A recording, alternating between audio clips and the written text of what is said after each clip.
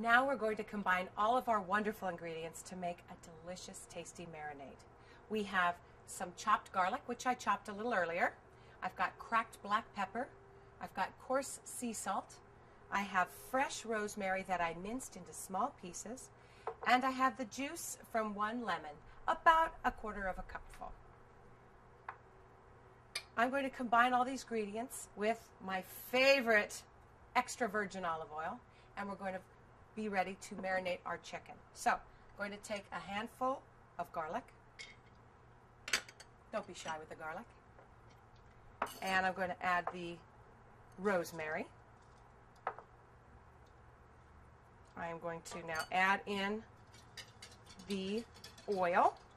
And I would suggest using about 2 cups or so, depending on what size chicken you're going to be marinating, or beef or fish.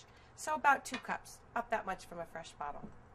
All right, you're going to mix your ingredients, your base ingredients together, and now I'm going to add, for seasoning, my coarse pepper and my coarse sea salt.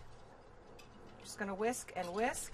Then I'm going to add my acid, just a little bit at a time. Get it all whisked together. Beautiful. How easy is that? Marinade ready to go.